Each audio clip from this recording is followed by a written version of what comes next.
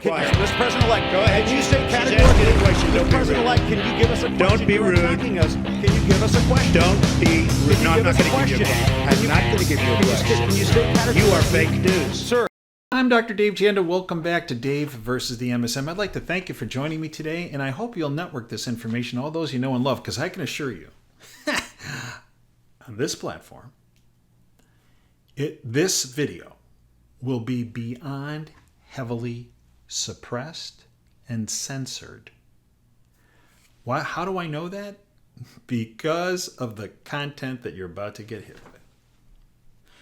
The title of today's presentation is The Globalist Rancid Marinade. Yeah. It's a whole lot of big dose of hate in that marinade. The globalist playbook operation can be summed up in a bunch of C words. Their entire playbook is based on chaos, conflict, crisis, censorship, control, and coercion. Yeah. I've been telling you that for years. Many people doubted me. But a lot of people started to see the light when their, which was released, came to light the end of 2019. And then there in December 2020. But what really turned the light bulb on for a lot of people was what happened on J13, July 13th, 2024. The musical guru, Frank Zappa, and I've had this quote on our website for 14 years. But let's just run it by again. And think about J13 when you hear this. Quote, the illusion of freedom will continue as long as it's profitable to continue the illusion. At the point where the illusion becomes too expensive to maintain, they will just take down the scenery. They will pull back the curtains. They will move the tables and chairs out of the way. And you will see the brick wall at the back of the theater, end quote. Zappa wrote that decades ago. But it's very appropriate if you think about what happened or was allowed to happen. You know, standing down, setting up. Yeah. That exposed the brick wall. And a big part of how that happened. And if it was not for, and I believe this, divine intervention, because we were 1 millimeter away from the ultimate civil chaos.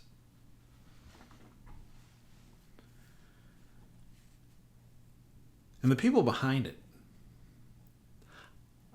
are all continually being infused with hate.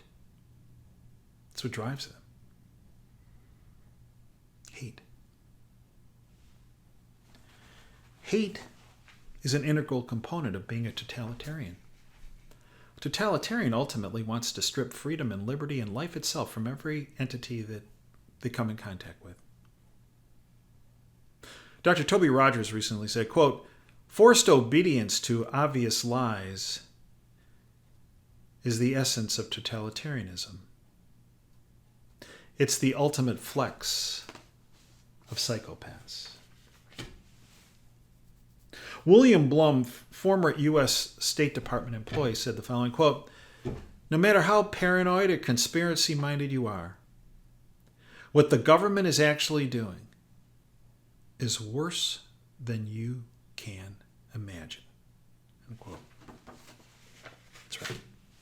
Because we're dealing with a bunch of psychopaths that are driven by hate, that are consumed in evil. The ultimate chaos event is what they planned for J13 when they set up the operation and then stood down to let one of their hate-marinated rats do what they were brought in to do, while everybody else stood down.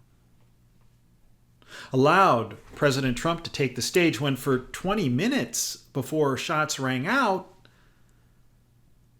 the people supposedly in charge of protection on all sides of this were aware that there was a rat floating around the event, at least one, and maybe some others. Because out of that chaos event that they planned, well, their goal was to strip more of your freedoms and liberties and future and life away from you.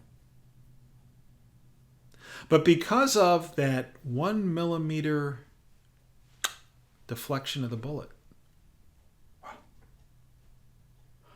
it's a whole different ballgame.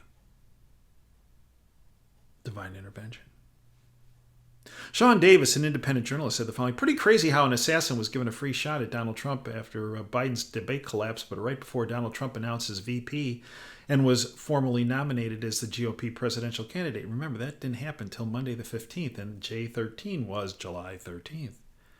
It's almost as if the whole thing was engineered not just to eliminate Trump, but to require an entirely new ticket free of any Trump influence whatsoever. And then it just so happened the shooter, according to the FBI, is the only person in the entire country without any online footprint whatsoever. And then, once they got his phone, it took days for the FBI to crack open his phone, when it's been well documented that in real time they are in our phones 24/7. Monitoring phone calls, emails, texts, financial transactions, you name it. But they couldn't, quote, crack this kid's phone. As Sean Davis says, what a series of strange coincidences. And let's go back to one of the first things I was taught by C. Everett Koop, the then Surgeon General for Ronald Reagan back in '88, when I was brought in as a consultant to work on healthcare policy. He told me, Dave, in this city and in politics, there's no such thing as an accident, a coincidence, or incompetence. It's all planned. Yeah. The brick wall. And then when they get called out, they rely on, the marketing term is gaslighting. Lying. Pathologic lying. So the now defrocked director of the Secret Service, Kim Cheadle, whose job right before becoming the director of the Secret Service was security at Pepsi Company, so she was, as Elon Musk said, in charge of protecting Cheetos. Well, that Cheadle, when asked about the situation and why they didn't have a counter sniper team on that roof that had a direct line of sight on President Trump, which should have been one of the first outposts, one of the first postings of a Secret Service team. Quote, that building in particular has a sloped roof at its highest point. And so, there's a safety factor that would be considered there, that we wouldn't want to put somebody up on a sloped roof. That's what she told ABC. And so, the decision was made to secure the building from inside. They had counter-sniper teams on significantly more steep roofs. Don't let the facts get in the way. But a critical component of how and why that tragic event, and Corey Comparator, a dad trying to protect his wife and kids, died. 2 others were critically wounded, in addition to a former president of the United States sustaining a wound that could well have been a wound that blew his head off, just 1 millimeter off, because he happened to, or someone happened to, move his head a little bit a different direction that was planned. But the syndicate and their puppets have been creating this marinade of hate for years.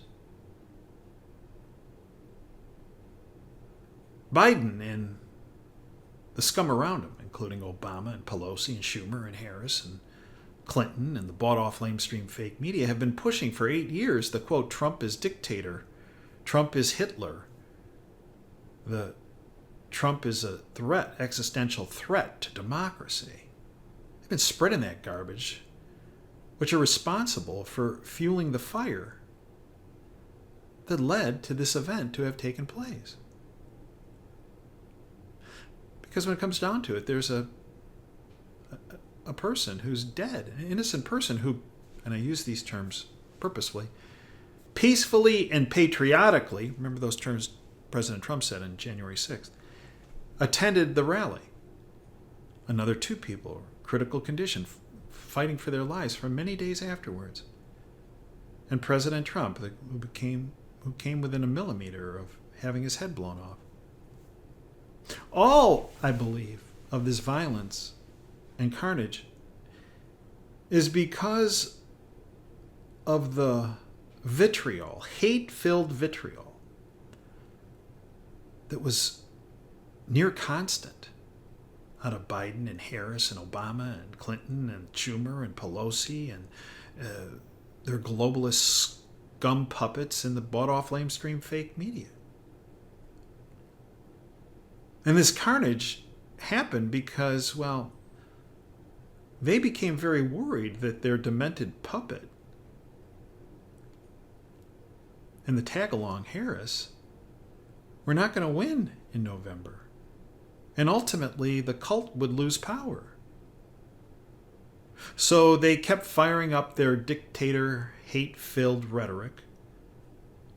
And in the process, it juices up their rats who climb on a roof, who then, quote, take action. Every person who supports these globalists and their hate-filled marinade are responsible. Yeah. They don't want to hear it, but they are. So let's go back and let's look at some of their hate-filled rhetoric. Biden, from September 1st, 2022. Donald Trump and MAGA Republicans are a threat to the very soul of this country. Donald Trump is the greatest threat to our democracy. From December 20th, 2023. I'm just picking out a couple. I could give you thousands. Biden, Donald Trump is a threat to our democracy and we cannot let him win. I'm in Madison, Wisconsin talking to folks about what's at stake in this election. Tune in. Biden again, Trump poses many threats to our country. The right to choose, civil rights, voting rights, and America's standing in the world. But the greatest threat he poses is to our democracy. If we lose that, we lose everything. June 28th, 2024. Biden again, Donald Trump is a genuine threat to this nation. He's a threat to our freedom. He's a threat to our democracy. He's literally a threat to everything America stands for. On July 8th, 2024, 5 days before the event, he had a conference call with his supporters and he said, "We're done talking about the debate. It's time to put Trump in the bullseye." And 1 week before the event, remember he had that interview with globalist whore George Stephanopoulos on ABC. From Christina Lala, Biden issued veiled threat 1 week before Trump assassination attempt in Stephanopoulos interview. It implied something ominous was about to befall Trump. So at one point in the interview, Stephanopoulos muttered, quote, "Wouldn't a clear-eyed political calculus tell you it's going to be much tougher to win in 2024? And then Biden issued a veiled threat, quote, "Not when you're running against a pathological liar, not when he hasn't been challenged in a way that he's about to be challenged," end quote.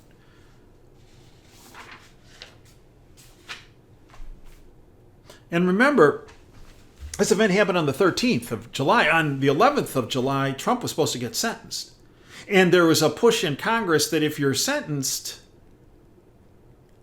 that you're to lose all your protection from the Secret Service. You see, their hope was that he was going to walk into that event with zero. I mean, it was bad enough what he had. Might as well had zero, but zero. Not even any cover of protection. Because that event was on the 13th. And the sentencing would have been on the 11th. But what got in the way was the Supreme Court had stepped in several days before that and said, sorry, Trump and other presidents have immunity. So that made Marchand, the hanging judge in New York, say, well, and when Trump's attorneys asked for a postponement because the immunity could apply here, well, he was forced to grant the immunity, which started to throw a monkey wrench in their operation for July 13th. And this could be the reason why there were so many people out at that time when they were so off the charts with this. Because let's face it, this also protects Biden. It also protects Obama. It protects Clintons. It protects the Bushes. Not just Trump. But they went off the rails when this decision. Maybe they saw that this was impinging and impacting in a negative way their operation for J13th. Maybe, you think. Zoe Lofgren, a Democrat globalist from California, Joe Biden, quote, Joe Biden acting within the scope of his official duties could dispatch the military to take out the conservative justices on the court, end quote. Harry Sisson, a Democrat pundit, globalist pundit, said, quote, according to the Supreme Court, Biden could now send in SEAL Team 6 to take all of them out. He could send in the military to take out Trump. He has immunity for official acts now. Add to that, 2 days before the event, Kamala Harris says Trump is going to be a dictator and is going to terminate the Constitution. On July 12th, right in good old downtown Motown, down the road from me, Biden said, quote, a day before the assassination attempt, quote, I mean this from the bottom of my heart. Trump is a threat to this nation, end quote. And then their marinated in hate rat did his deal, right?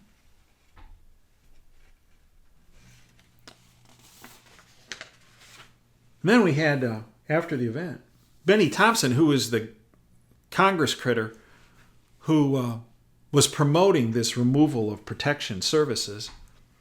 His, not low level, but his case manager and field director, Jacqueline Marsaw, after this event on July 13th, posted on Facebook, quote, I don't condone violence, but please get you some, great English here. Grammar. Get you some shooting lessons so you don't miss next time. Oops, that wasn't me saying that, end quote. She was fired. And then there was a Biden supporter, Linda Peterson, who pasted on Facebook, quote, damn it, he didn't die. Well, at least one supporter did. I'll take what I can get. My heart goes out to the family of the shooter. Know that he died doing what he needed to be done.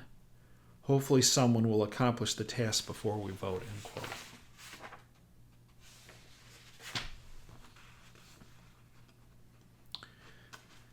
You see, folks, if you wonder why events happen, it's because of what I just read to you. Hate. Evil. You know, too many people in our country and around the world stay silent when they confront hate and evil.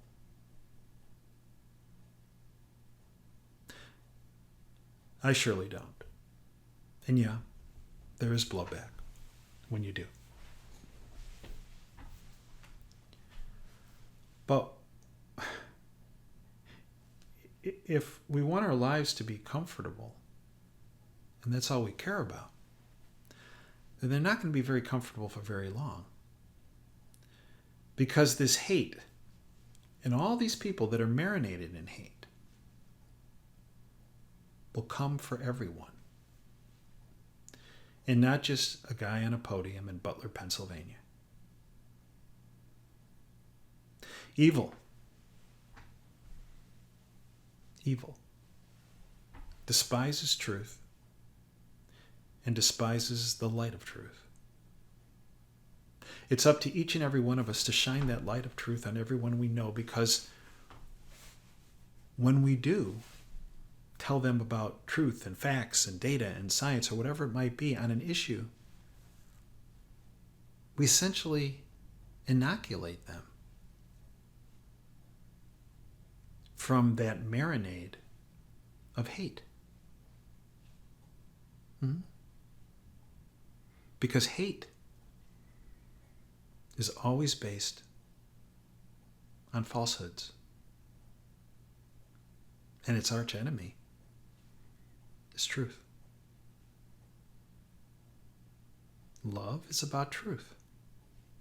Hate is about lies. It's that simple.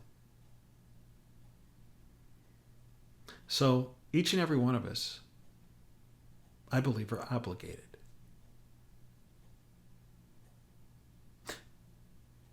to identify those that are marinated in hate and inoculate them with truth, with love. That undermines the globalist agenda. It stamps it out. Fact. And those that are not willing to accept the truth and the light of truth will be the first victims of their own hate. I thank you for joining me today. We are available 24/7 at davejanda.com. On that site, I do 4 to 5 other shows a week. On the site, I speak about issues I cannot speak about on public-facing platforms because of the choke points in all these public-facing platforms. Our content on public-facing platforms is censored and it's suppressed. Today's another good example of it. That's why we are available 24/7 at davejanda.com. The ridiculously low cost of 30 cents a day covers our costs for our subscription content. It takes a tremendous amount of money to have a safe and secure website with phenomenal IT people that run that site. 30 cents a day. And you get priceless information every day. We put you months, years ahead of the globalist constructed curve that ends in a brick wall. The Zappa wall that he spoke about. You can't afford not to have it. Until next time, Dave Janda signing off. Dream big and dare to fail. Thanks for your time today.